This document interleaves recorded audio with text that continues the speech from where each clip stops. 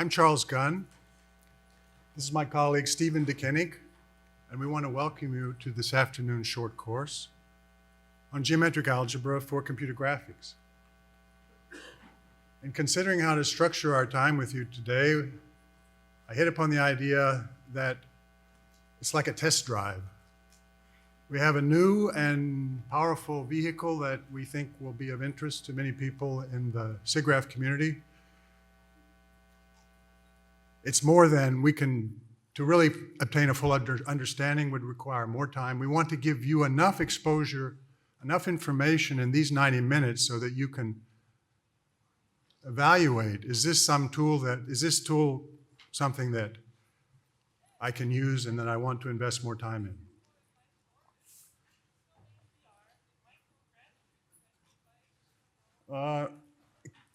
Can you work on the audio there?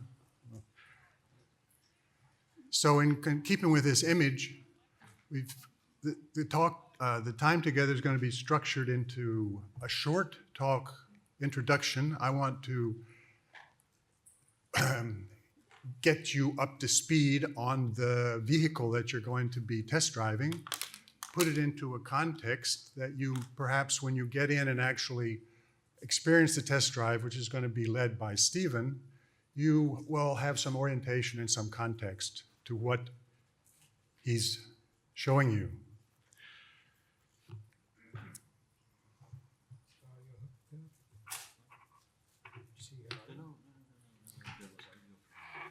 There was some audio coming from the laptop.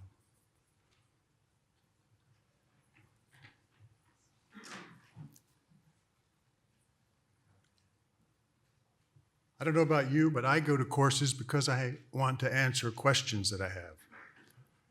And I hope that everyone in this room could agree that we've all come together in this space and this time today because we all have an interest in a question that more or less could be stated. What's the best way to do geometry on the computer?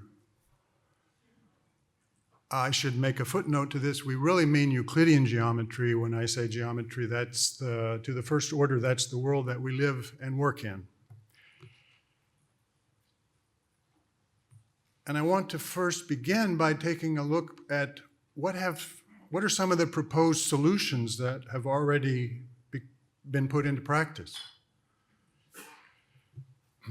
I think we're all familiar with this first one. Our geometric primitives are points and vectors. With these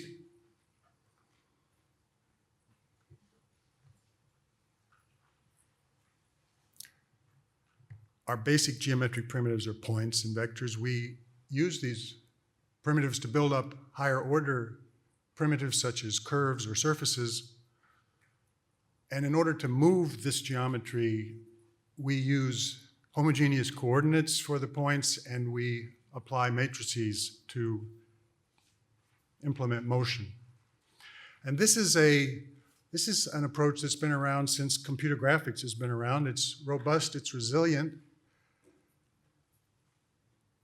At the same time, in certain areas, people have begun to use other algebraic structures which are better suited to particular aspects of computer graphics. For example, if you want to do rotations, and particularly when you want to interpolate rotations, quaternions have proven to be a superior solution.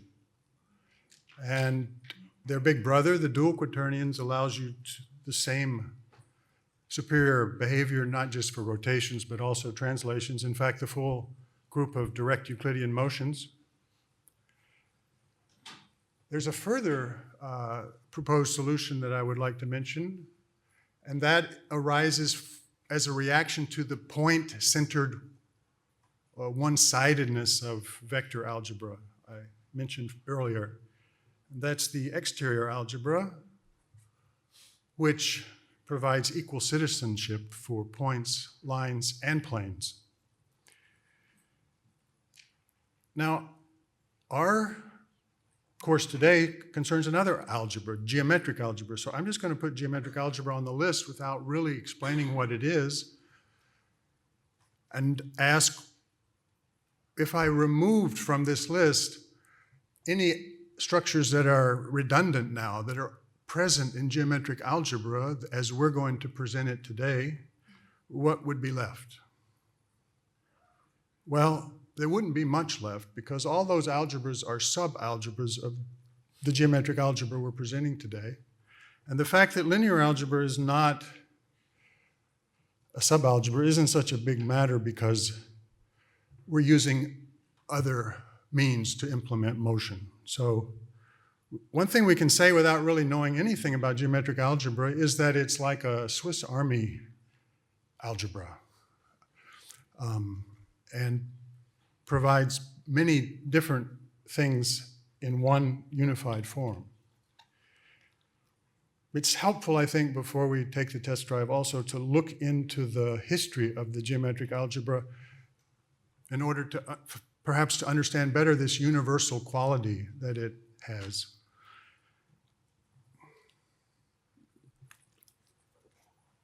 Almost everything we're going to be talking about today was already known in the 19th century, and in the 40 years from 1840 to 1880, all these discoveries and inventions were made.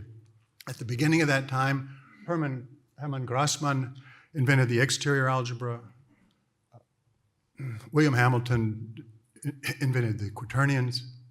Toward the middle of that time, Felix Klein showed that projective geometry was a basic foundation of this approach, of the approach. And finally, William Clifford, at the end of this period, invented both dual quaternions and later invented geometric algebra with the express goal of unifying all these wonderful results that had accumulated in these 40 years. So it's not surprising that geometric algebra had this universal quality.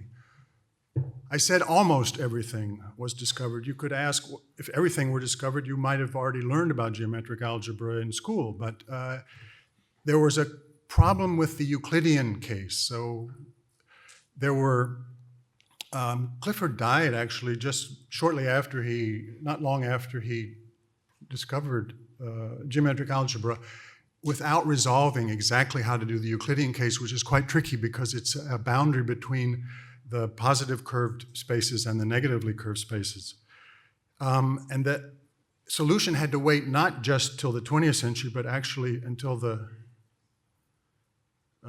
21st century. John Selig made an important advance in about 2000. I was working on my PhD in Berlin at that time. I became aware of that. I added a couple other features that I felt were necessary to get the geometric algebra into the form that we're presenting in here today. And then I started trying to spread the good word because I saw this is a great tool for practical 3D programming. But I wasn't reaching the audience that I needed, so the next important date in the history of our geometric algebra came in 2017, almost exactly 2 years ago, when I got an email from Stephen saying he was having great fun. He was reading my articles and he was implementing them in his geometric algebra library, JavaScript geometric algebra package, Ganja. He'll say a few more words about that later. The main thing to remember is that that was the missing ingredient that we needed to provide the resources in order to bring in people like yourself to learn about this. So let's return now to the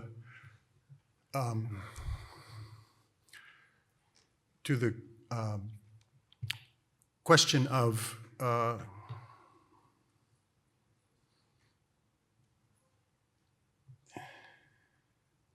right. So come back to this slide, and so we have this really good news that we have an algebra that contains all these other proposed solutions in one place, and that should be good news. But you may be thinking, on the other hand, they promised me that I didn't know about quaternions, I don't need to know about dual quaternions, and I don't need to know about exterior algebra. And now he's saying that's all inside of this geometric algebra. How are we going to cover all this in the time that we're allotted? Well, the good news is that you're already doing geometric algebra. If you're doing 3D graphics, I'm pretty confident you're already doing geometric algebra. You just don't know about it, not aware of it because of Clarke's third law. Arthur Clarke, the science fiction writer, he formulated a law that goes, any sufficiently advanced technology is indistinguishable from magic. So as an introduction to geometric algebra, I want to spend a little time on two examples of magic and computer graphics practice that I hope are not too unfamiliar with you. The first one concerns homogeneous coordinates. Let's take our vector algebra in the Euclidean plane. We have points and vectors, and we have certain laws and operations that are possible among these points and vectors. We can add vectors to get vectors, we can add vectors to points to get points, and so on. We need to have some representation for these objects, and if we choose the naive 2D coordinates, we're immediately confronted with a problem. Is the couple xy a point or a vector? I don't know how it was for you in your computer graphics course, but I can still remember my first computer graphics course pretty much went like this. Well, we can solve this problem. We add another coordinate. And if it's a point, you put a 1 at the end, and if it's a vector, you put a 0. And with this magic formula, in fact, you can verify that those operations, it respects those operations between points and vectors, so it works, and you get more magic. With this representation, you can actually implement translations using 3x3 matrices. So we could say, wow, that's great. You can just use it and be satisfied with that. Or you could also ask, well, actually, is there some way to understand why that works like that? And so I want to propose that the advanced technology behind that magic phenomena is the projective plane. That when I have a Euclidean plane and I make a picture of it facing it straight on, I'm only going to see what are called ordinary points in the projective plane. And those are exactly the points of the projective plane that have last coordinate 1. And when I go to make a perspective picture of the projective plane, of the same picture, I suddenly have new points there that are not ordinary points. These points where parallel lines meet. You see the horizon line at the top, and you see each point on that line represents a set of parallel lines that meet at that point. These are called ideal points of the projective plane, and they have last coordinate 0. You might wonder, why should a vector be the same as some new strange point in projective geometry? Well, they're really both just directions. So if I think about what do parallel lines have in common, they have a direction. And that's exactly what a Euclidean vector is. It's just a direction. So what we want to sort of sum up what we've remarked about the homogeneous coordinates, we could characterize this magic as a case where two things that appear at first to be very different, vectors and points, are revealed to be a single entity, in this case, projective points. And that's the reason that the translations can be represented by matrices and so on. So the second example I want to talk about is up one dimension. If I use standard coordinates for 3 vectors, let's take 2 vectors in R3. I can ask what kinds of products or what kind of operations can I carry out on 2 of these vectors? Well, there's the well-known inner product that somehow measures the angle between them, but there's also a cross product that produces another vector that's perpendicular to them both. Now, my apologies to people here who are not familiar with the quaternions, but the next step is to take the same vectors and implement them as imaginary quaternions on the right, and then carry out the quaternion product on these 2 imaginary quaternions, and I obtain a quaternion answer. And what are the parts of that quaternion? Well, the scalar part is just minus the inner product, and the vector part is just the cross product of those 2 vectors. So it's kind of magical. Again, we have a situation where we start out with 2 things that, to the naive understanding, are quite different from each other, and we introduce a mathematical innovation, and in this mathematical innovation, the 2 things are shown to be parts of the same thing, and that simplifies our thinking about it.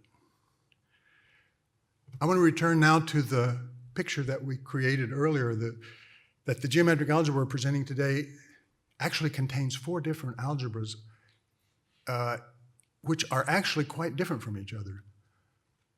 It's also magic. Geometric algebra is full of magic. The magic in this case is that we have different algebras that somehow find a way to coexist with the other algebras in a single higher unified algebra. And given that situation, I think we can then formulate what we're aiming to do today in our time together. Everyone in this room has some understanding of what the content that we're working towards. I hope those 2 examples make clear that geometric algebra is something you're already familiar with. The quaternion product that I showed you at the end of that example just now is an example of something that appears in the geometric algebra. There is also a product. It's called the geometric product. And the quaternion product is just one small part of that much more comprehensive product in the geometric algebra. So I hope now you begin to believe that you are already doing geometric algebra, that there's a lot that maybe you don't know, but wherever you are in your understanding of this information, we're going to try to help you move from the magic end of the spectrum to the understanding end of the spectrum. And I'm going to close my remarks with just an overview of the resources that we have available to you. We have the course notes, and they are quite firmly on the right-hand side. They're more of a traditional approach, a mathematical approach that you can study and obtain the mathematical basis for this geometric algebra.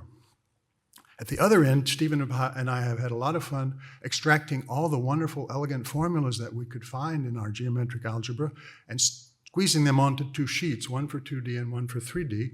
And those are by definition magic because there's no explanation given at all. But you can at least obtain a picture of what's possible.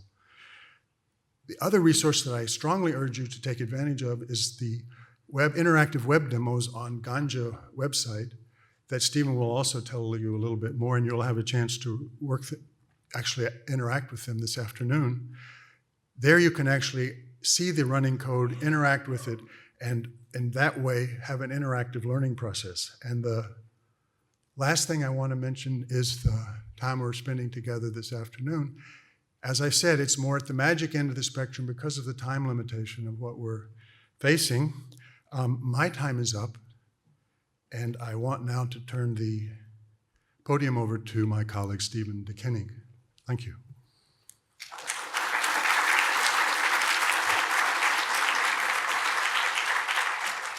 Okay, thank you, Charles, for that introduction. All right, we don't have a lot of time, and I do have a lot of stuff that I want to cover today, so we're gonna go rather quickly.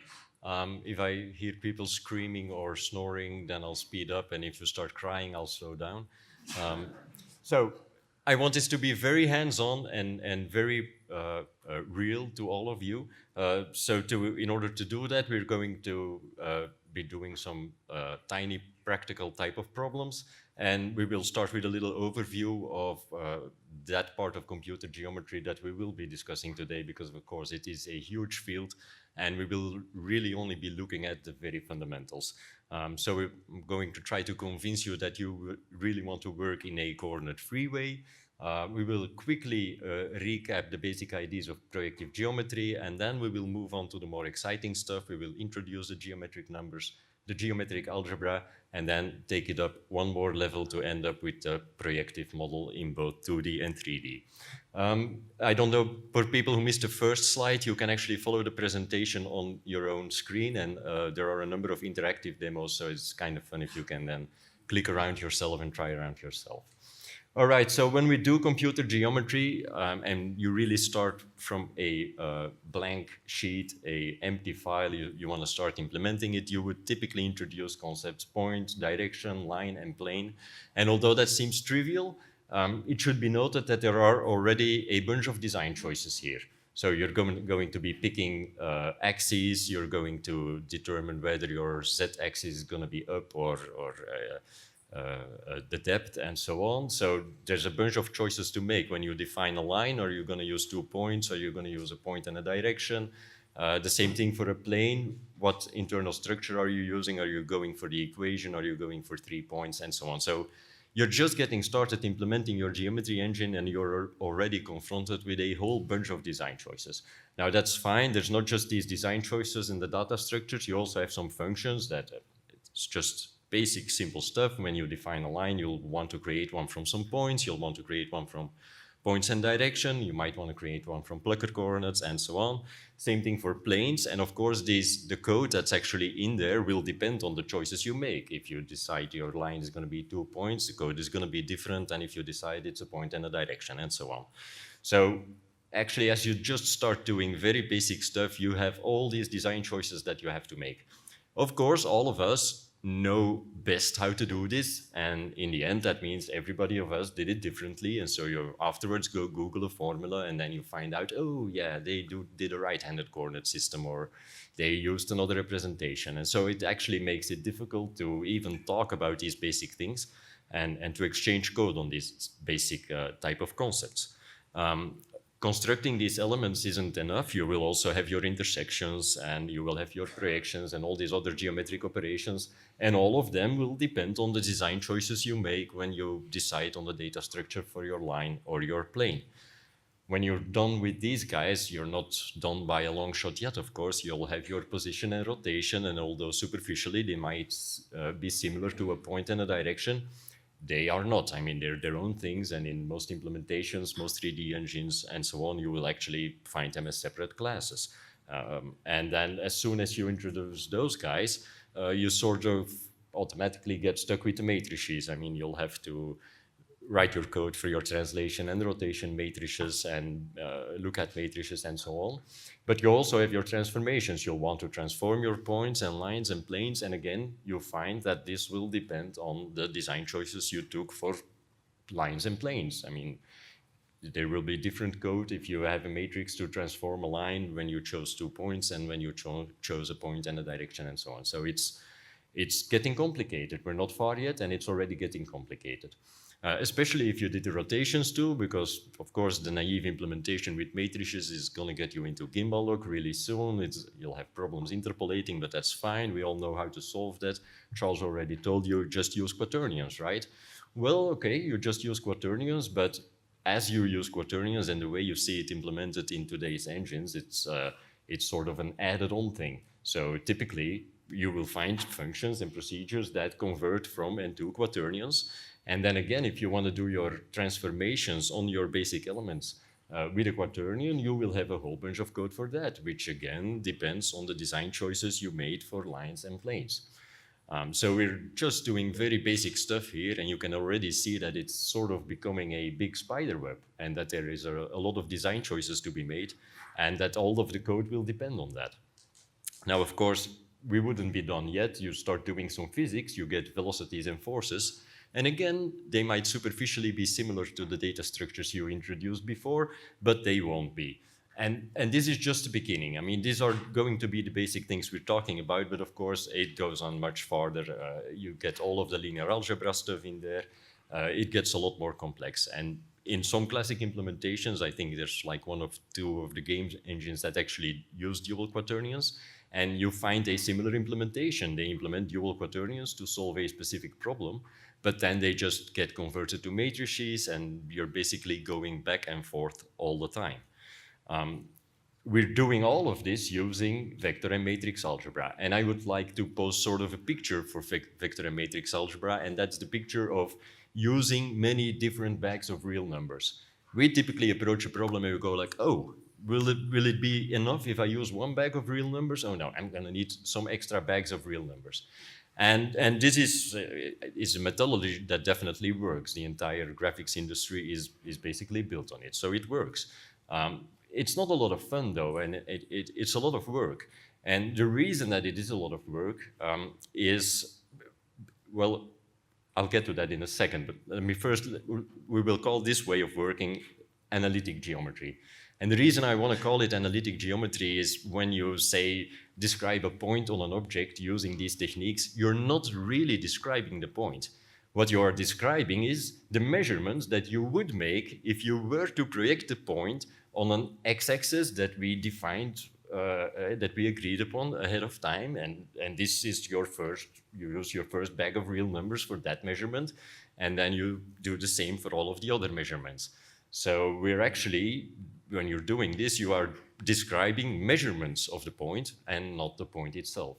And actually, formulas that we use in physics and formulas that we use in other places are actually formulas that transform one set of measurements into another set of measurements. And when you're doing physics, when you're actually going out there and you want to predict where the rocket lands and you want to go out and measure whether or not you were right, then that's a great idea. Then it's super practical that your formula produced a measurement. Now, of course, in computer graphics, that's not really the situation. So we will be looking at an alternative to that, actually. But let me first draw attention to some of the problems that you have in this classic type of setup. So you are faced with a whole bunch of design choices. The axes, I already mentioned that. You have your chirality, you have your rotation order. You need to pick whether or not you're counterclockwise or clockwise. Then you need to pick in which order you're rotating all these axes and so on. You end up having a whole bunch of coordinates. You also end up having a whole bunch of exceptions. There are going to be epsilon value checks everywhere. I mean, like, you want to cut two lines and you want to first make sure that they're not parallel, so you'll be checking an epsilon value. There are a lot of conversions going back and forth to matrices without that having like a real meaning. You're just doing that to get stuff to work. And in the end, you're just doing a lot of programming, a lot of testing, and actually it starts to feel more like bookkeeping instead of geometry. And so we want to pose an alternative. And the picture I have for the alternative is that we will no longer use several bags of numbers, and we will no longer work with measurements. So we're going to introduce a new bag of numbers, and all of our geometric objects, our points, lines, and planes are going to be simple elements from this one single bag.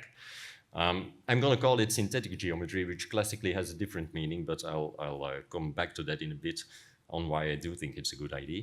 And so the most important thing is we'll use a bag, and taking an element out of there, we will be able to see, oh, this is a point or this is a line and so on. So we want to work directly with these objects. When we have a formula, we don't want it to describe what the measurements will be. We want it to describe what the actual objects will be. And as a win, the big win will be that there will be no coordinates, no chirality, no exceptions, and no conversions. To make it really clear, I have this little example that we'll do just in both setups. So this is a typical description of a two-dimensional manifold in three-dimensional space the way we use it today. And I'm betting, since we're at Siggraph, that at least half of you know by heart what object is being described here. If you don't, that's perfectly fine. The one thing that should be very clear is that this object is these formulas are describing measurements. Yeah? And the alternative way, which I don't expect you to be able to read either, by the way, but we'll get into that. Hopefully you will by the end of the course. But this is the alternative. And at first you might go, well, that's at least equally confusing. That's not very illuminating. But one thing you should notice, there's only one formula. So we are describing an object in three-dimensional space, and this last formula is not producing measurements. In fact, it's producing a point, and I've tried to make it a little bit easier to see what's going on. I'm going to explain what the exponential functions are a little bit later in the course, but now I've just added some graphs. So they are both either translations or rotations, and so the thing on the right, you read it right to left, like matrix multiplication. The thing on the right is just the origin. So we're describing the object by taking the origin, moving it to the right, then rotating it around, and there's actually a little animation that shows you what's going on. And then when we're done rotating it once, we're gonna move it to the right again, and we're going to be rotating it in another plane. So the object that we're describing in both cases here is a torus. Yeah? And so there are quite a few advantages on doing it in the synthetic way, in the projective geometric algebra way. And one of the biggest advantages is that in this case, you can actually see that a torus is nothing more than the product of two circles. So those first two guys moving something to the right and then turning it around, that gives you a circle. But the thing on the left, that's actually also just a circle. It's the same thing. It's moving to the right and then turning around. And this is actually a concept from topology where people go, yeah, a torus, that's the product of two circles. Well, in PGA, you can actually do it like that. It actually is the product of two circles. And that is sort of fun because, I mean, if you have the formulas that you see above, and I were to tell you, okay, now give me the formulas to create a four-dimensional torus, then you probably get a headache, and that is perfectly normal. But if I were to ask you the same question for the lower part, and I'm even at this point in the course, you're all probably capable of giving me the formula of a four-dimensional torus, because it's just the same thing repeated once more, right? And the one above, yeah, it's not even the same amount of formulas. It's a completely different thing, and it's actually not that easy. It's actually difficult to Google, so that says enough. All right, so I hope that that simple example makes it clear that there is definitely a different way of doing things and that synthetic geometry might be a much more fun way to be dealing with computer graphics. We want to work with objects. We are not really interested in measurements, but of course, we do want to write it down, and that is really what the algebra part is about, so that we'll be talking a lot about that. But before we do, we are going to do a very quick review of what it exactly is that we want in our bag of elements. So these are going to be all the geometric elements, the points, the lines, the planes, the rotations, and the translations. And in this case, you can actually do many different types of geometry with geometric algebra. You don't just have projective, you have conformal, and you have actually many other things that work in the same sort of mindset. But for today, we'll just do projective because it's what you're actually already doing. So just a quick recap on projective geometry. In projective geometry, as Charles already told you, we use one dimension extra. We're going to do most examples in the beginning, especially in 2D. But keep in mind, just as I shown you with the torus earlier, this is the formalism that allows you to do things in 2D and then take them to 3D and they will actually work. This is one other thing that you can't do in the classic setup, where rotations behave completely different in 2D because we simplified them the wrong way, and then when you go to 3D, it just all works differently. So don't worry about the fact that we're doing part of this in 2D. Everything I'm telling you will actually just work in 3D. So in 2D, it's basically you pick a projective plane, you pick your origin not in that plane, and then to represent your points, you will construct a line through the origin and through the point you want to represent. So any point in the plane, you can obviously construct this line.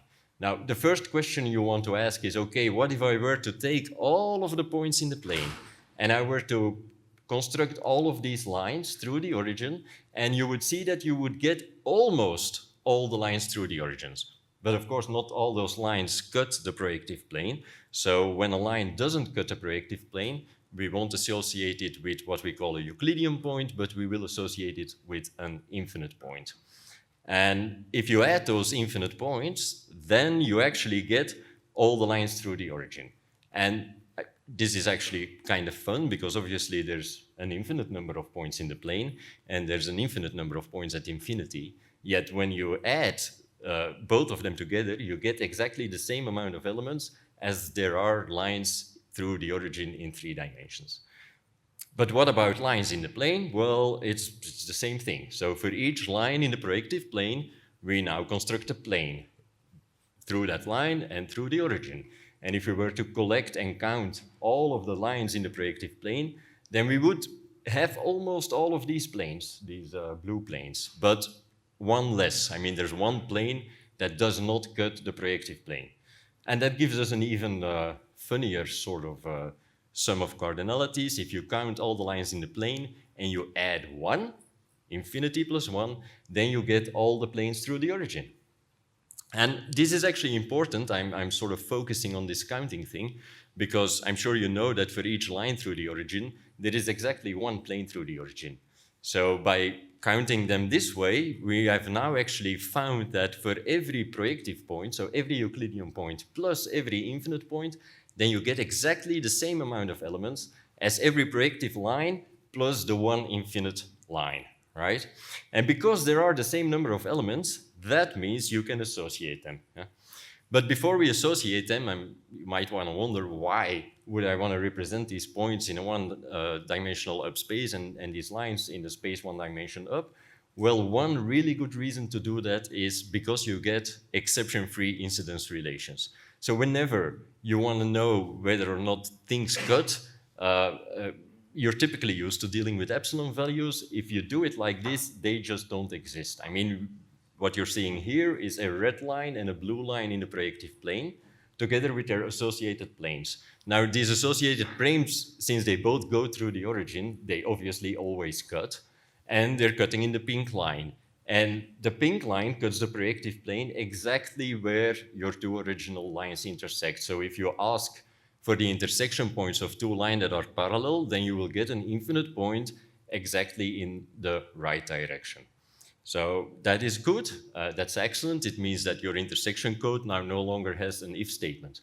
But of course, you would think, okay, I'm intersecting these two lines and then I get an answer.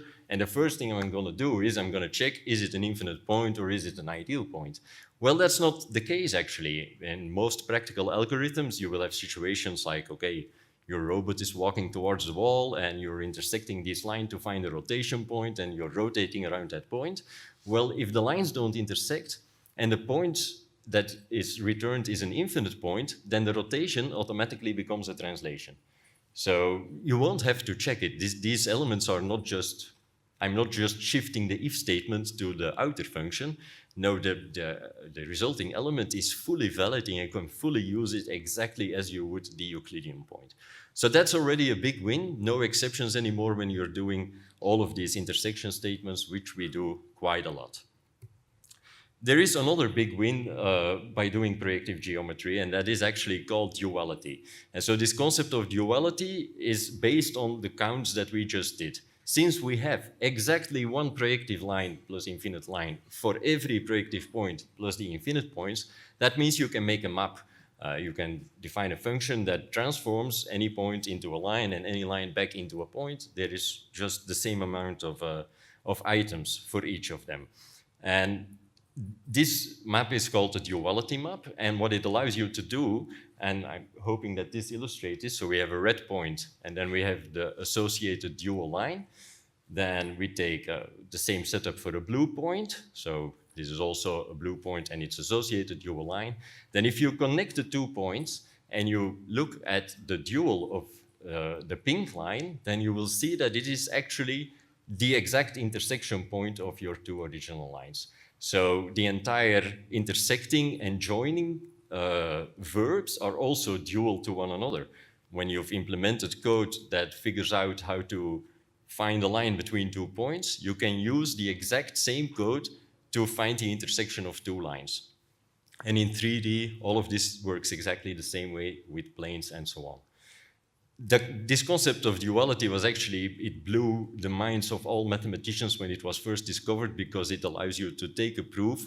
You have some statement with points and relations of incidence, and you can actually turn it around and you would get a new proof. So you get half of the mathematicians got half of their proofs for free once they discovered this concept of duality. And for us programmers, once you discover this concept of duality, you will get half your code for free. In the projective setup that we are explaining today, this dualization process can be implemented with just a cast. So there's no operations there. It's really half of it can be for free. And there's some more illustrations here that sort of should help you get a better grip of that concept, where you can see that a line can be seen as the collection of the points on that line. And in pretty much the same way, a point can be seen as a collection of lines through that point. This graph, by the way, is rendered by one piece of code. So the left piece is just rendering what you would expect, and then I've just dualized all of the outputs to render the right image. So this is exactly the same code that's running. It's also exactly the same triangle that is being created.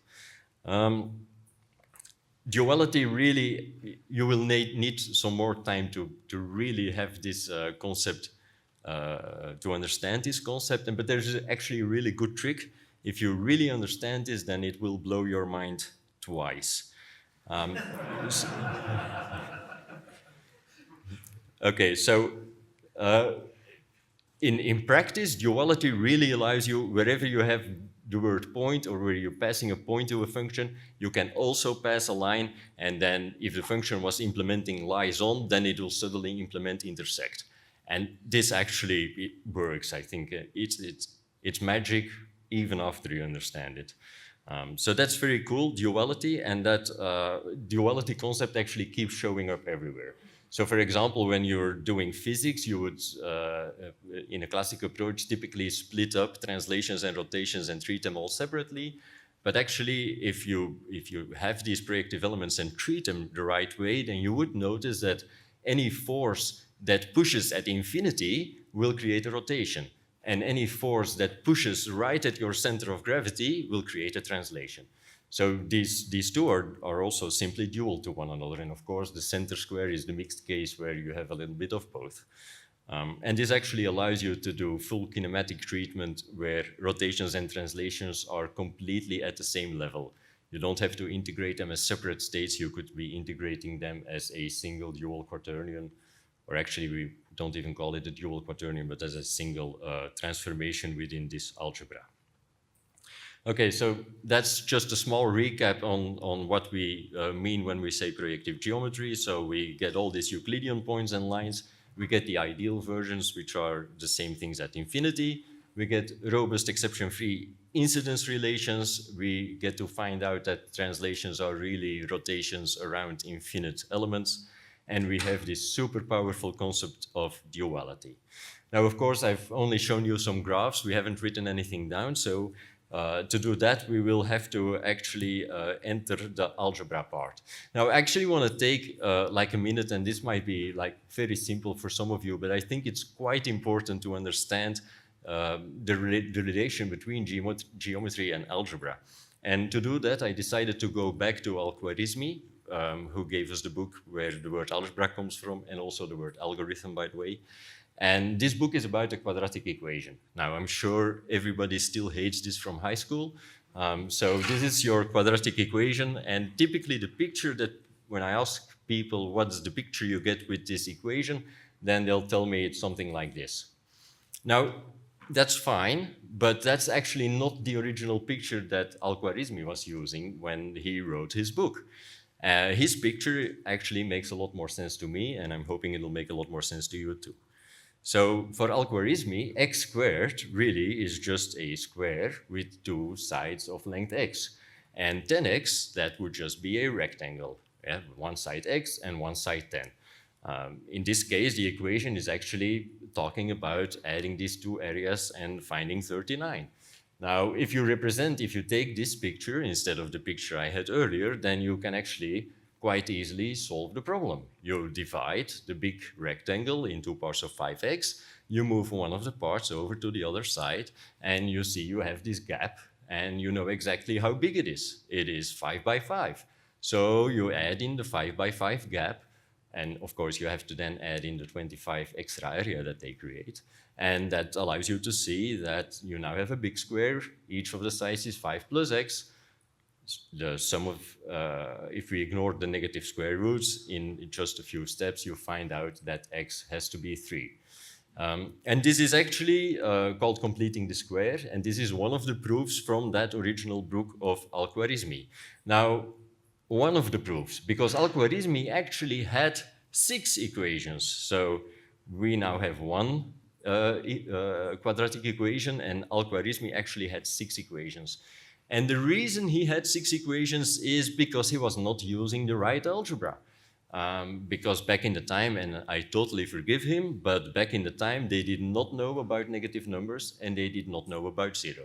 So because of that, because he didn't have the right numbers in his bag, he needed to have 6 equations. And if you were a programmer back then, which is difficult, but let's just say you were, then you would have to write code to figure out, okay, which of the 6 cases am I dealing with? And then you would have to implement 6 different solutions, and you would have to write 6 different unit tests, and then for the next version, the same thing. So that's I will forgive Al-Khwarizmi because they didn't know about it, but that's really making your life a lot more difficult. I mean, it's a lot easier to just add in the 0 and the negative numbers and solve the entire thing as one equation. You don't have to figure out what the case is, and you have no exceptions there. So, okay, if you miss some numbers in your bag that you're doing algebra with, then you're going to make it a lot more difficult for yourself.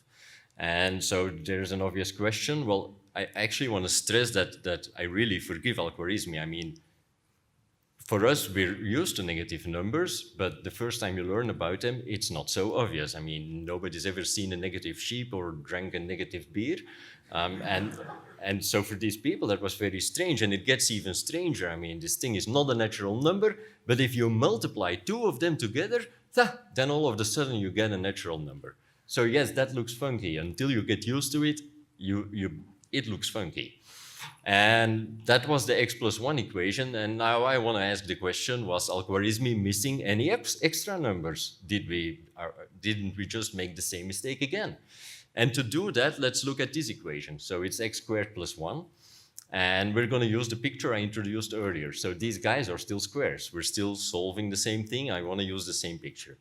It's a pretty simple equation, right? I mean, x squared is obviously minus 1. So that's easy. The only problem is, of course, we have no real numbers that do that, right? I mean, there's no numbers in our bag that square to minus 1, so we sort of need like a workaround. And what I want to suggest is rather obvious. We say, okay, clearly x squared is minus 1, so that little red side of the box there, well, it's clearly not a real number, and we're just giving it a name. We'll call it e minus, and we will add in the definition that e minus, not a real number, that it squares to minus 1. Now, of course, if we do it there, if we say, okay, the side of the box is not a real number, then there is no reason to assume that the side of the other box is a real number. So it's actually, just for the sake of consistency, we're going to use the same pattern, and we're going to say, okay, the sides of these boxes, they're not real numbers, but they square to a real number. So we introduce a new one, the green one, which we will call e plus, and it's also not a real number, but it squares to plus 1. And then there's actually one last nasty little number that has been hiding even better. And this is one of the reasons that it took us so long to figure out the Euclidean case. Because if you add two squares, then surely your result will also be a square. And in this case, it's 0, yeah, which sort of suggests that there is a third e guy hiding there, and this one was hiding really well. And we'll call him E0, and it's also not a real number, and if you square it, you just get 0. And these three guys, let's call them the geometric numbers. Now, of course, none of this is new, right? I mean, in mathematics, they're just the complex numbers, they're the split complex or hyperbolic numbers, and the dual numbers. But I actually prefer calling them the geometric numbers, and I want to show you why I think that's a better name. And to do that, we're going to do some really simple calculations with them. So basically addition and scalar multiplication with an ordinary number, that always works the same way. I mean, if you add a lemon to a lemon, you almost always get 2 lemons. If you add 2 of these E minus guys or 2 of these E plus guys, you just get the obvious answer. So there really shouldn't be very difficult to accept. And so let's find out what happens with multiplication. And there, I think it's very important to note that we're not going to do any special type of product. I'm not going to tell you about special products. We're just going to use the normal product that we already know about, and then we're going to use these special geometric numbers. So looking at the E minus case first, if we take A plus B E minus and C plus D E minus and we multiply the two of them, we're also not going to assume commutativity, so that's a little thing that I'm going to ignore. But then basically you get this result. You get AC, you get AD E minus, and then B C E minus and BD E minus squared. And using our definition that E minus squared is minus 1, you will find that it is AC minus BD and AD plus BC E minus. So basically I'm trying to tell you that there's nothing special. You use multiplication the way you've always used it. You just work out the brackets. You don't assume commutativity, and then when you find any of these elements squared, you replace them with a real number according to their definition, and then you will end up with your result, right? you guys should never ever remember how a quaternion multiplication or a complex multiplication works, because if you recognize that it is actually being caused by the elements being used and not by the product being defined, then you can just use the ordinary product. You don't have to do anything special. Now, what do these negative squaring numbers do? Well, to find out, I made a little graph, and the original points here are in black, so that's the 3 points in black. Then when you multiply them once with E minus, you would get the blue points. If you multiply them again, you get the green points. Multiply them again, you get the pink, purple, whatever points. And so clearly they are associated with rotations. Yeah. It's only rotation, it's 90 degrees at the time, so that's not quite as smooth as we would like it to be, but clearly there's an association with rotations. I'm gonna skip the E plus guys for this course. You'll need them if you wanna do space-time or if you wanna do hyperbolic rotations, but for today they won't matter. So we'll just do the same thing with the E0 guys, and then you would see that these E0 guys are actually related to translations. So you can, I multiply the black points with 1 plus E0, and I end up with the blue ones. Okay.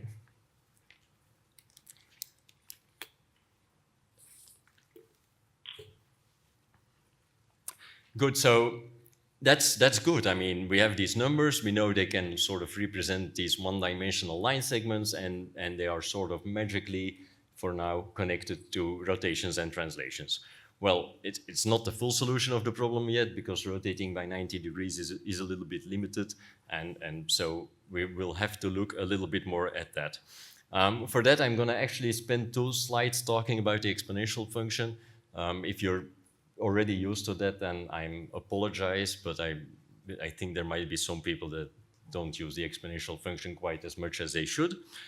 So I want to sort of basically give you the concept. Why do I want to talk about it is because I want to solve this problem of rotating in 90 degrees at a time, right? I mean, if we quickly go back to this sheet, every multiplication rotates 90 times. So the first power is 90 degrees, the second power is 180, the third power is 270. And so you would think that if I would be able to raise it to the 1.5 power, that I end up somewhere in between.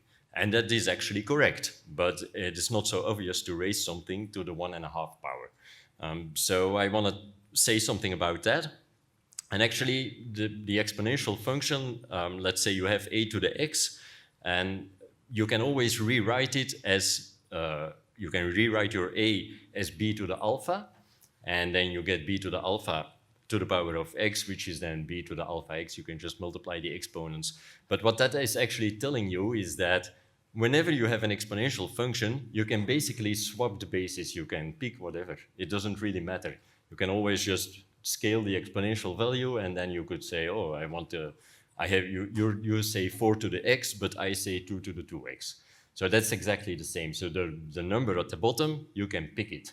And that is great, because if we now have just one exponential function for which we can calculate smooth exponentials, yeah, then we solved our problem. And thanks to Euler, we actually have one exponential function for which we can calculate smooth exponentials. And so this is a very famous formula. I don't know if you know it, but it's the formula that calculates e to the power of x. And as you can see, it's super simple. So it's 1 plus x divided by 1 plus x squared divided by 2 faculty plus x to the third divided by 3 faculty, and so on. And the big advantage is the power on the left, e to the x, that x can be anything, because on the right, all of the powers are integers. So they are super easy to calculate. Now, of course, there is a slight problem here. It's an infinite sequence. So it takes a while. But for practical purposes, infinity in this case, you can just use 15. So that'll work. Okay,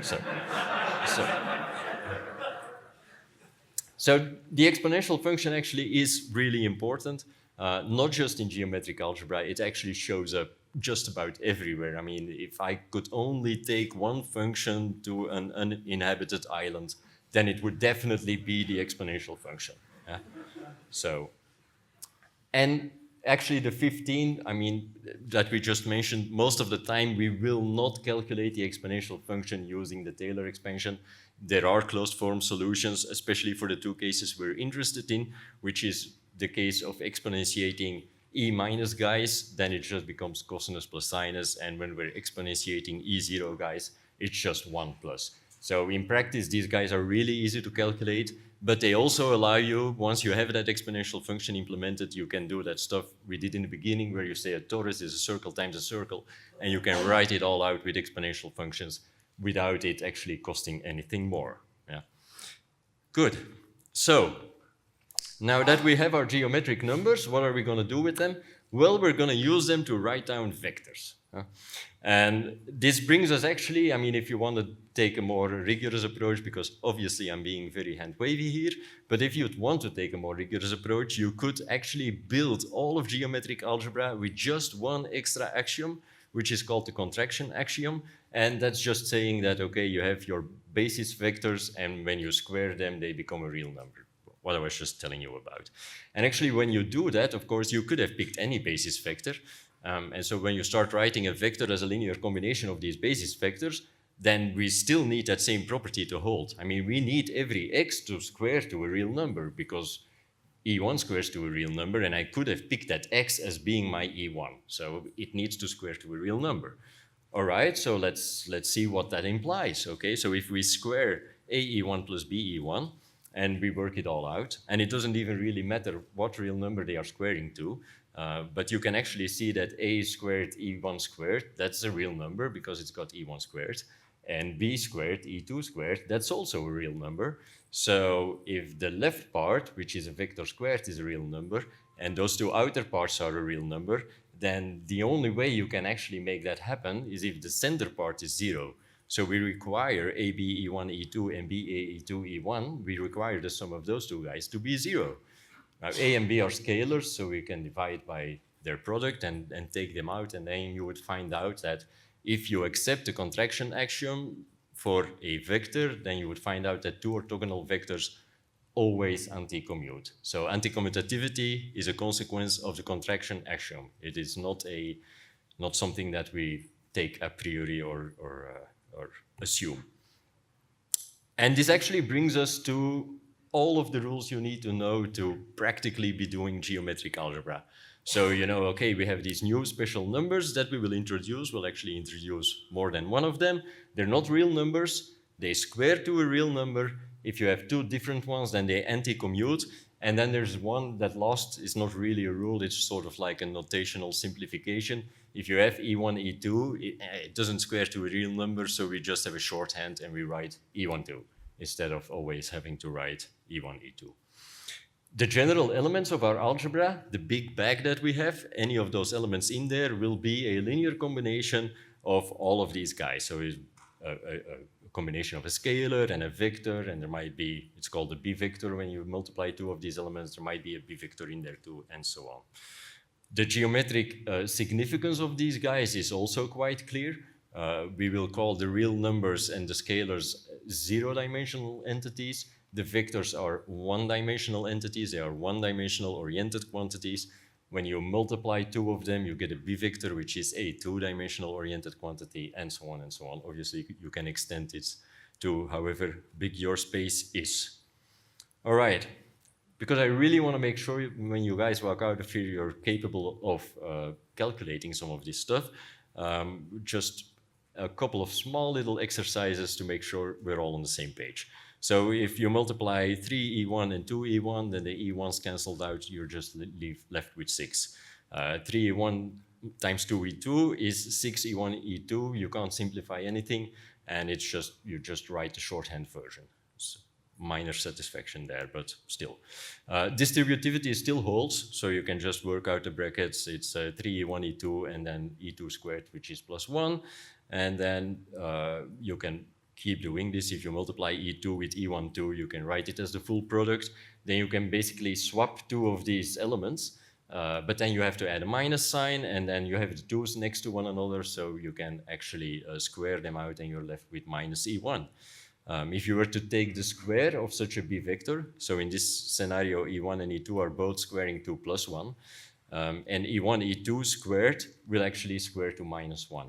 And that tells you something. I mean, the e2 times e1, 2, that's actually saying I'm taking the y-axis and I'm multiplying it with this b-vector, and I'm ending up with the minus x-axis. So that's a rotation of 90 degrees. And yes, multiplying with E12 is a rotation because E12 is an element that squares to -1, and we already found out that elements that square to -1 are related to rotations. And this is basically the amount of calculation rules that you need to know. I mean, there's really nothing extra. Now, of course, we won't just use one extra element, we will use a bunch of them. And so the typical notation that we use is we write the real number r, and then we add 3 numbers, which is the amount of extra elements we add that will square to +1, the amount of extra elements that we add that square to -1, and the amount that squares to 0. So for example, R010 is just a complex number. It has 1 extra element and it squares to -1. R001, that's just isomorphic to the dual numbers. There's 1 extra element, it squares to 0.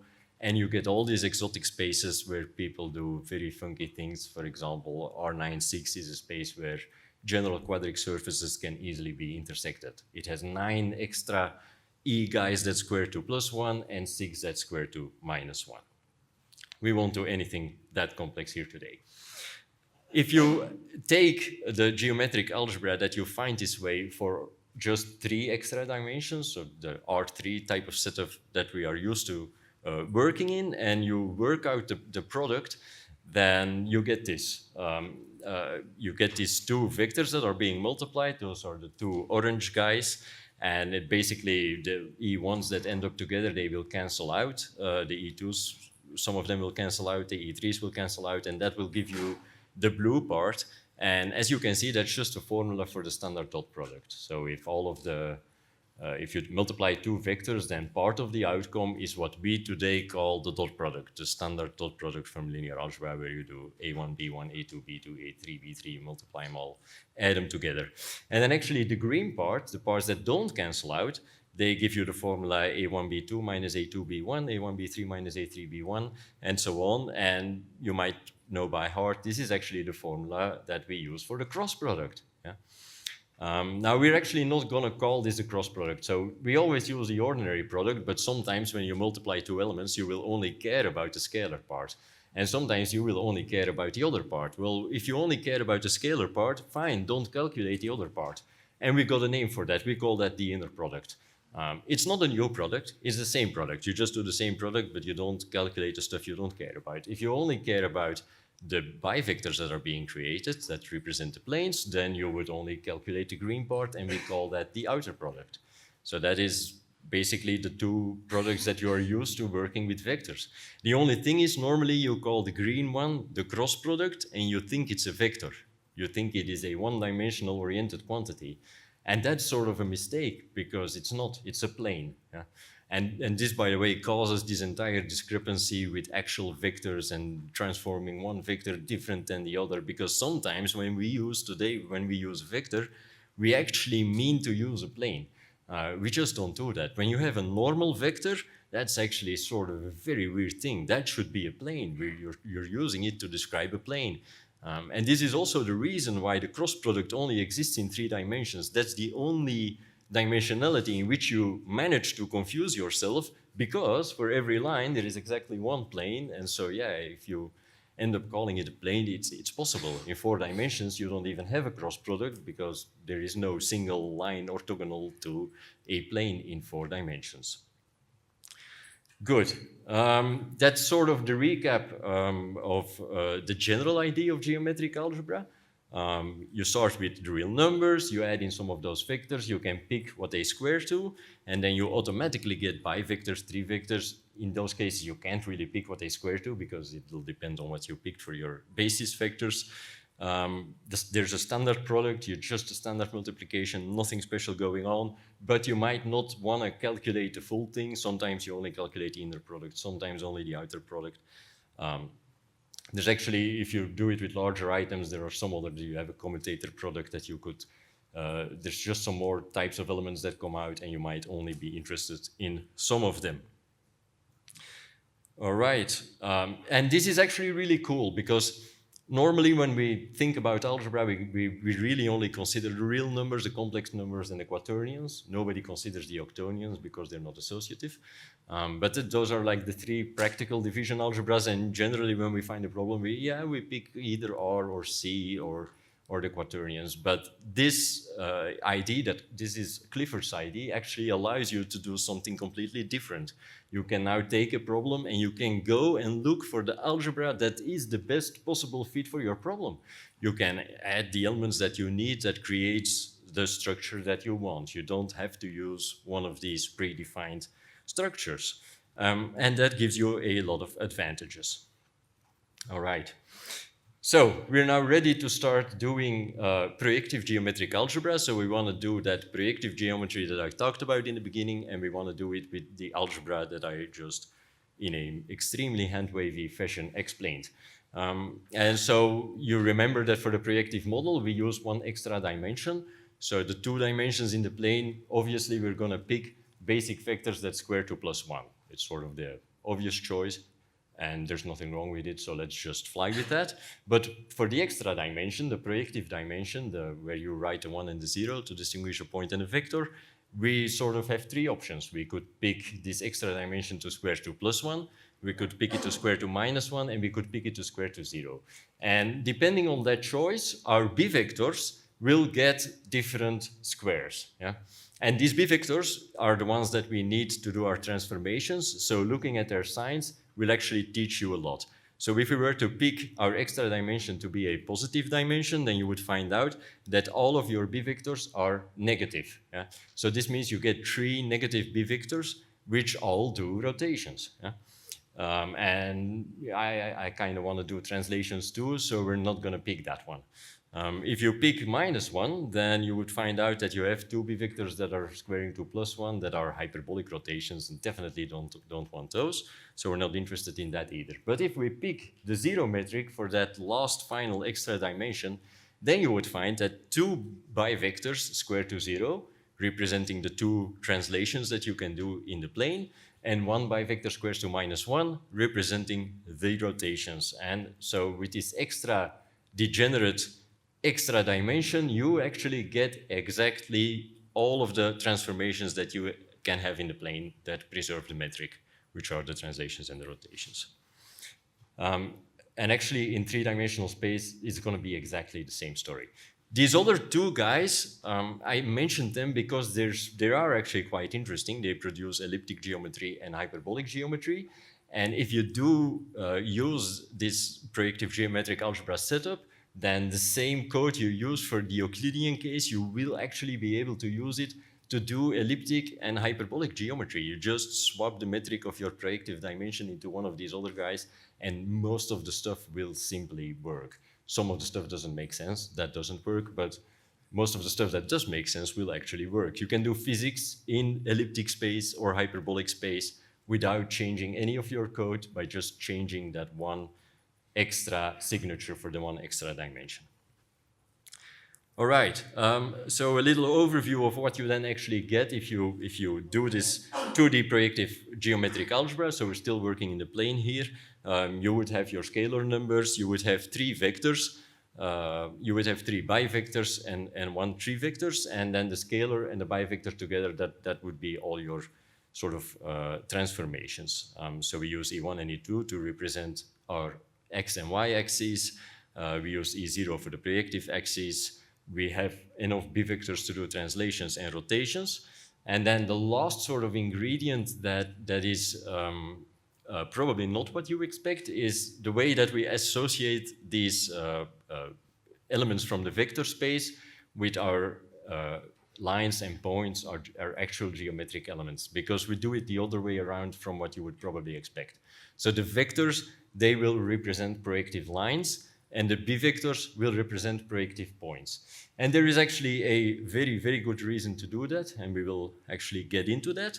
But for now, it is the easiest way to see it is if you pick it like this, then you can actually, you get b-vectors to be points in the plane. So in the plane, we say you rotate around a point, you will actually be able to take a point and exponentiate it to find the rotation. So only with this choice, you get a unification between a transformation and the element that the transformation is about, which is really, really practical, as we will quickly see. Okay, so to give you guys a good grip on what it would then actually look like if you want to use this, so say you have a point, you want to define the point, it's just x times one of the b vectors plus y times one of the b vectors plus the origin.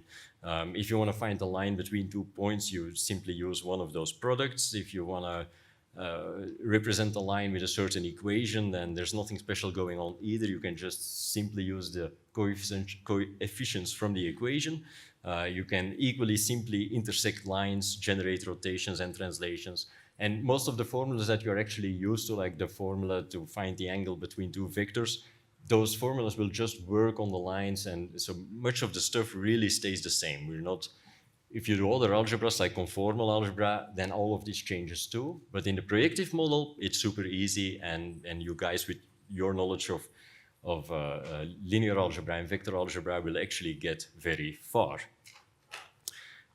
So okay, we're finally there, and we can now actually, instead of multiplying numbers, we can actually start multiplying points and lines and so on. And so the standard outer product between two lines will actually create the point that where the two lines intersect, and the regressive product, which is that dualization trick I talked about. You take the duals of the two elements, the outer product, and then you take the dual again. We got a name for that. That's called the regressive product. Well, the regressive product between P1 and P2 actually produces the line between them. It gets more interesting though, and this sheet I think is should be very enlightening. On this sheet, I just took one point, the black point, and one line, the black line, and I formed all possible products that are not zero. So this is actually every possible product you can make that is not zero. So the most obvious one is L times P. And as you can see, that actually generates a line that is orthogonal to your original line and through your other point. If you do P times L, you get the same line in the other direction, by the way. And then you can see LPL and PLP. So LPL is actually the point reflected over the line, while PLP is the line reflected over the point. And this is another thing that you will actually see coming back quite a lot in geometric algebra, that is these formulas, they sort of work with whatever element. I mean, this sandwiching is a reflection, and you can reflect points on lines, you can reflect lines about points, and if you do it in 3D, the same story holds, and you can add in planes, and you can do it with planes too. If you change that first product into a dot product, then you get your projection operators. And the same story here goes. If you do L dot P times L, then you are actually projecting the point onto the line. But if you do P dot L times P, then you're actually projecting the line onto the point. So you can actually just do that both ways. These reflections are super important because these reflections are also the way that we represent transformations. And this actually also explains where the entire quaternion ID comes from. So if we have a source shape here, which is called P, then by multiplying it on both sides with L1, we get the green shape. So it gets reflected over line 1, as I just shown you in the previous slide. Now, if you then multiply that on both sides with L2, you will actually get this rotated version. So you can see that a rotation is actually just a composition of two reflections of lines that intersect. And if lines wouldn't intersect and you reflect twice between lines that don't intersect, you get a translation. And this is why B vectors are important. And this is also why when you do quaternion multiplication, that you multiply with the conjugate quaternion on the right. Because if you have L2, L1 on the left, then you will have the conjugate or the reverse, in this case, L1, L2 on the right. And that's where that ID comes from, that's where that principle comes from. So the transformations we do in geometric algebra for rotations and translations, they look exactly like the quaternion product, but they are really just combinations of two reflections. Yeah. And exactly the same ID works, by the way, in 3 dimensions. It works exactly the same way, but then you're reflecting in a plane instead of in a line. All right. If you do all of this, and if you really embrace this as a technology and don't implement it as a conversion or just one extra feature, then you actually find out that a lot of the jobs that we have day to day in computer graphics become quite simple. So here's a small inverse kinematics solver, and it's actually 4 lines of code, and it doesn't have any if statements, which is kind of cool.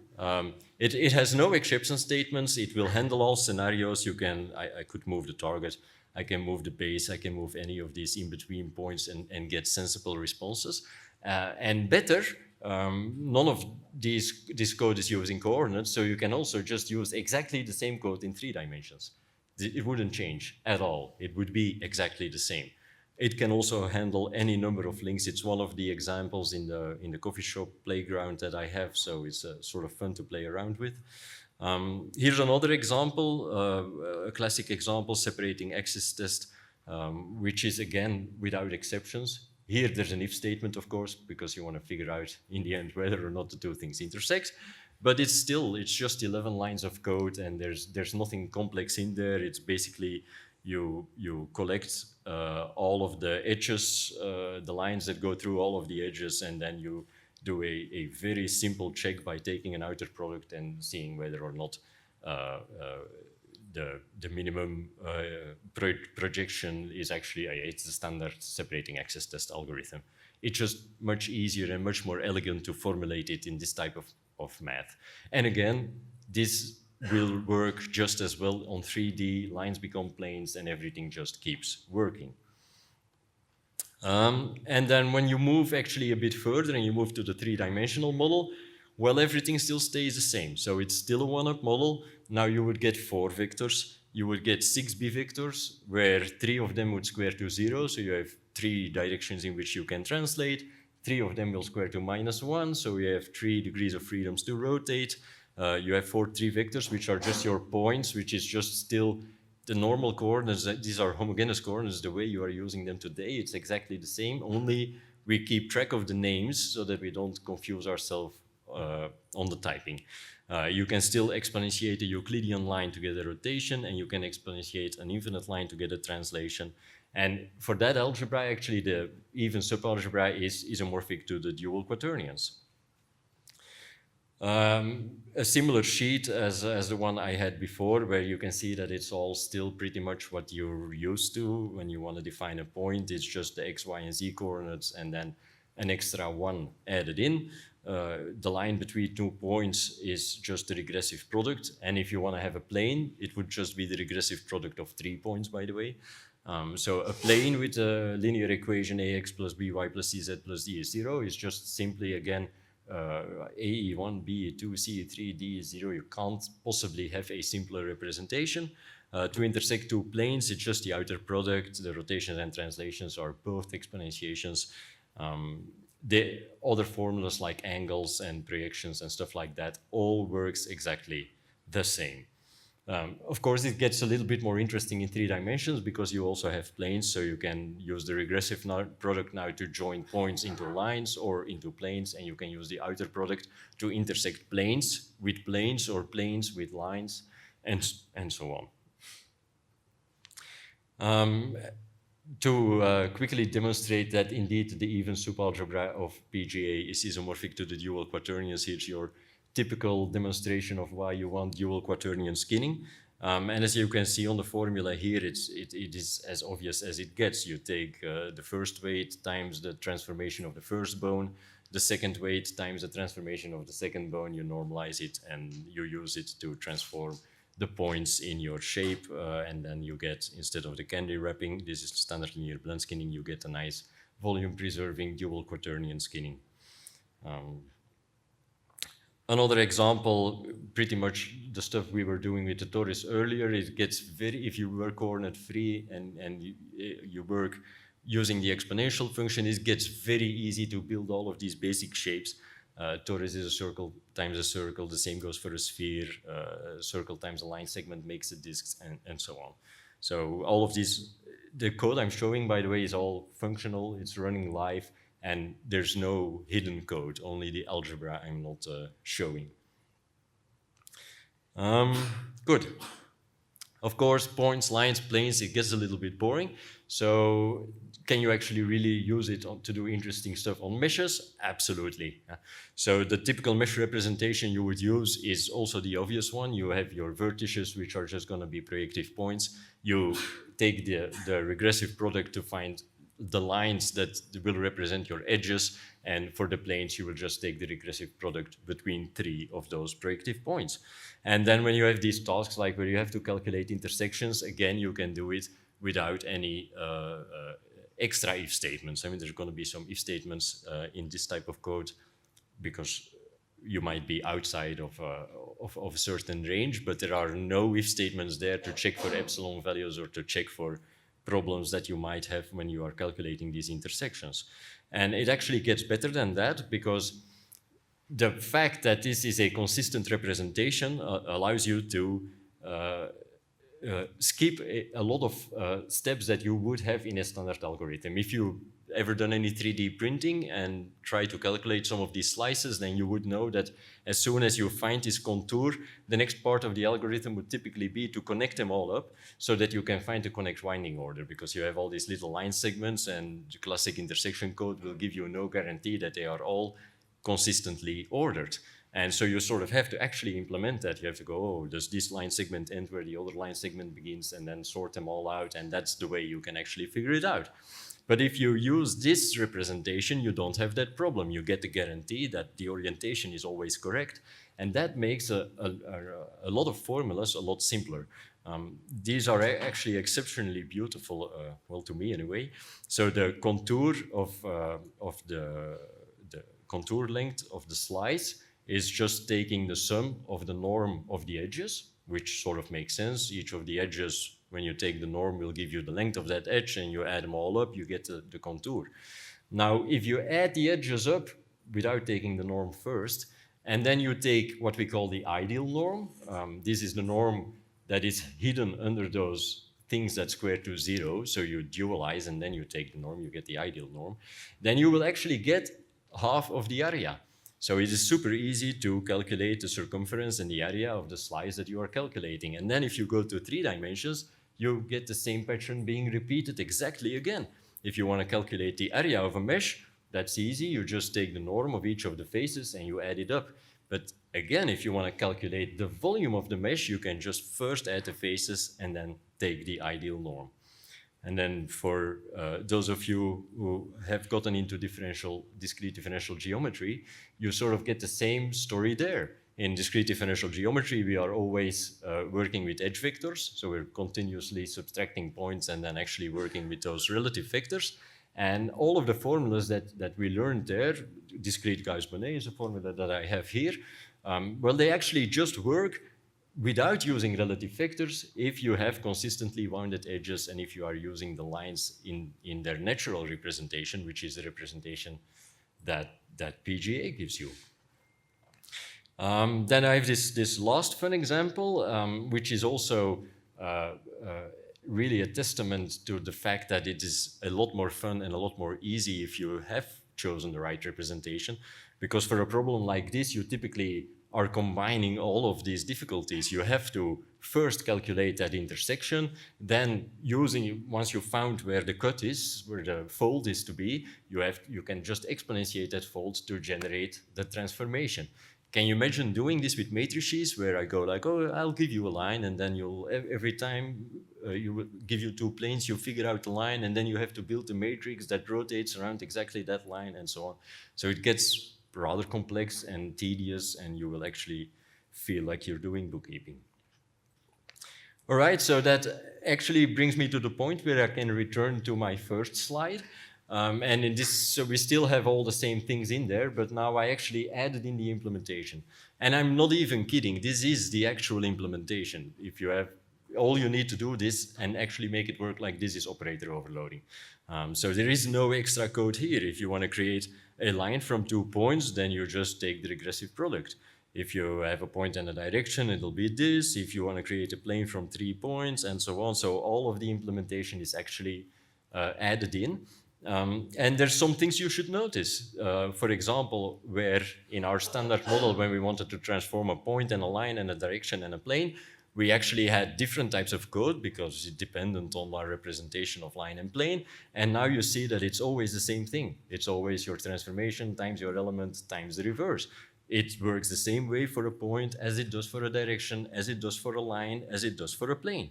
And down here, you can see the same thing happening again, projecting one thing on another thing. It used to be different types of code, and that used to depend on the representations you chose. But in this system, it doesn't. The formula is always the same. And then the matrices and the quaternions that actually were only introduced not because we wanted matrices or we wanted quaternions, no, we wanted rotations and translations. And so they are just gone. You don't need them anymore. So that's what I would say a big win. Now, of course, there's not a lot of stuff here, but as Charles already mentioned, we did actually collect quite a lot of stuff. Yeah, and you can find this in the course notes. These are the cheat sheets. So this is the 3D one, and there's also a 2D one, and they contain a whole wealth of formulas. If you were to look at the classic implementation of this, we're talking about thousands of lines of code. This goes all the way up to full rigid body physics. So definitely, when you walk out of this course and you want to do something extra with this, this is a great place to start. A great way to explore these formulas and to try some of this stuff out in practice. Okay, now I know, of course, being at Siggraph, that I have to talk a little bit about performance. And again, I have some good news, because in general, you can implement this faster and more efficient than you could in the standard type of setup. For a 4x4 matrix multiplication, you would need 64 multiplies, 48 additions, and then you need 16 floating point numbers to store your matrix. Whereas for PGA motors that I was using throughout the presentation, it's only 48 multiplications, 40 additions, and 8 floats. And the same story sort of holds for all the elements. I will point you to a website later where you can actually generate these algebras, and we have actually a bunch of reference code. So we have reference implementations available in C++, C#, Python, Rust, and JavaScript, and they are all available at https://byvector.net. That is also the place to go for the latest cheat sheets, for the course notes, and there's a forum there for anybody that might have questions. I have actually engaged a bunch of researchers to commit their time to answering any questions you guys might have in the next coming weeks. All right, I think that's it. So I hope you guys liked it, and if you have any questions, I will be happy to answer them. If you do have questions, you need to ask them in the microphone, because otherwise the video recording that they've made of this is going to look really silly with me answering and there being no questions. So.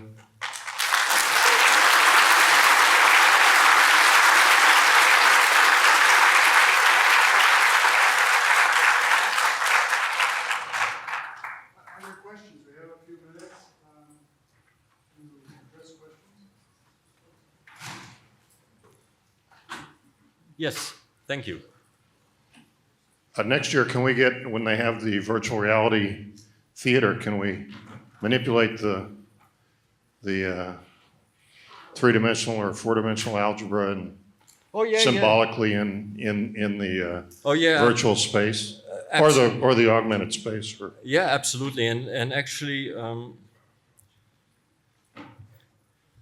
And would that be more intuitive than trying to, drag the uninterested student through the algebra? Well, that's actually a good question. I mean, because we've only really dealt with the projective model, but there are some algebras out there, and I'm going to showcase a quite extreme example. So this is actually a much more involved algebra. So this is in R9.6. That's actually a 32,786 dimensional vector space underlying this algebra. And the cool part about this one is you can take any 9 points and you can wedge them into the quadric surface through those 9 points, and then you can use all of the same concepts. You can just use the outer product to intersect two of these guys and so on.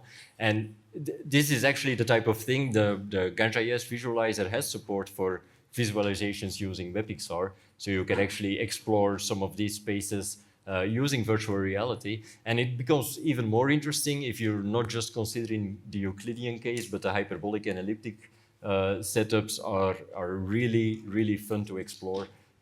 Hard to put in words, but definitely worth a virtual reality experience, absolutely. That's awesome. But does the least action principle apply in those higher dimensional spaces? Future question. Yeah, I'm not sure what the least action principle is, so I might have some trouble. Euler, answering that Lagrange, question. okay. Okay, so thank you. Hi. Hi, Great job, by the way. This is Thank you. fantastic, just Thank as you you. promised. I But, promised it, yes. So, do you know how GPUs are currently doing their math for, like, is it specialized towards well, matrix actually, models? you are raising a fantastic point. I mean, for the low-dimensional algebras, it's quite simple, and you can get away with the fact that if you need to implement the outer product on the GPU, what you really need is the anti-commutativity, and the GPUs are all very well equipped for the cross product. And as much as I dislike the cross product, you can totally use it to implement the outer product. So for these smaller algebras, there's no problem. I mean, for the Small stuff that as we in have to do in 2D CGI, or- there's no problem. But for the high dimensional algebras, like the one you're looking at now, we're actually in sort of a pickle, in the sense that GPU manufacturers, executing this inner product, if you can't unroll it, if you can't precompile it, it is a little bit more involved, and it requires some bit fiddling that could be solved in hardware, but isn't today yet. So But for 3D, is it okay? in 3D, you'll be perfectly fine. Okay, absolutely, absolutely. This is all GPU code, by the way. So yeah, you can totally do that. All right, thank you. Absolutely. Hi. Hi. Curious question. Why letter E was used for the basis? Sorry? Why letter E? Why the letter E was used? Well, this was actually introduced by Clifford in 1880, and he died young, so I never got a chance to ask him. But it is a lucky coincidence, since, for example, in my own implementation, Gunn..js, I'm actually overloading scientific E notation. And so I was really happy that they picked E. So you can write 1 E, 1, 2, and it'll actually work because the parser accepts it. So I don't know why he picked it, but I'm for it. I would definitely support that. Okay, thank you. Hey, thanks for this great course. So we're at Siggraph, so I have a performance question. What about memory? Like how much, I suppose that It's a very good question. If you do a sparse implementation, the implementation I've made available here on bvector.net is a reference implementation. So it's not sparse. It will always store a full multivector, which, by the way, is still just as much as a 4x4 matrix. So even that isn't too crazy. But if you would actually do a good implementation, then your even subalgebra, so your motors, only take up 8 bytes. So only half of what the area, the matrix representation does. And then all the other elements, they're exactly the same. Points are 4 floats, planes are 4 floats, lines are 6 floats. All of that actually is exactly the same. And it's in the same format. If you do it the right way, you can actually integrate this into an existing engine really, really fast. You wouldn't have to be converting all your data and so on. None of that would be needed. So this is, it's quite doable. And there's never a loss. The win isn't always huge, but there's never a loss. Okay, thanks. Thank you. Hi. Hi. I'm curious what production software uses this internally? None. Okay. Just curious. It's just Yeah. too early. The entire Euclidean thing, the fact that we have been using this one element that squares to 0, this is actually still new to the mathematicians, and it's just out a couple of years, even in the mathematical side of things. So as far as I know, the implementations that I'm listing on bvector.net are the only ones that support it. So there's the ones that we created, and then a couple of guys at Cambridge that I managed to convince to actually support the degenerate metric. But apart from that, it's going to be up to you guys. I mean, you guys will have to we'll have to actually get this out there and get it into production software. Thank you very much. Thank you. So just to follow up from that one, I'm curious, why are we hearing about this just now? It sounds Yes. like we should have been partying from the rooftops when the Euclidean case got solved. Yes, thank you. Thank you for that remark. Yes. Yeah, it's just, and I've been in CGI for 20 years, and the first 6 months I learned this, I mean, I was just almost sick. Because if you really get to look at your code, and I have this auto-rigger tool I make and so on, I deleted so much code, it's not even funny anymore. And things got so much more stable and easier and better to understand. Yes, it is horrible that we find this out only now. Horrible. Thank you. Better late than never. I think Dr. Hesteens gave a talk here about sometime in the 90s. Absolutely, and Dr. Hestenes is actually single-handedly responsible for making sure that this thing didn't entirely die. But he is also, he gave his talk about the conformal model, and the conformal model is awesome, but you need a conformal model to do more advanced applications. And if you were to use it to do CGI, you would find it just slow. It is 5 times as slow as PGA because it's twice as big, and it has no zeros because they use no degenerate metric. So I love the work of Dr. Hestenes. It's thanks to him that we are talking about this today, and thanks to some other people too. But I do think that the approach he picked was not the right one for the CG audience. Yeah, thank you. And you mentioned the cross product the same, but isn't it it's not quite right for, what is it, axial and yeah, a normal vector and an actual vector, yeah. There's an awesome article in IEEE Spectrum from, it's called Geometric Algebra for Electrical and Electronic Engineers. It's written by Peter Jood And from Canada. he does yes. a beautiful job of showing why we should teach double E's and general relativists in this algebra. Absolutely. Because Absolutely. the Gibbs tradition Doesn't help. doesn't work. No, yeah, it absolutely. When you rotate past, 180 degrees, you get stuck. The work of Peter Jood is very clear and very accessible, and especially if you're an electrical engineer, it's a nice treatment. I'm very. So several people have been really hard charging attempts to get this out there, and for some reason, everybody always goes back to Gibbs. Well, the degenerate metric, the squaring to 0, I don't think it's been done before. So you wouldn't find that in Peter Jood's book. You won't find it in Hestenes' work. Actually, I discovered it only because of the work of Dr. Gunn, and I am super grateful for the work he did.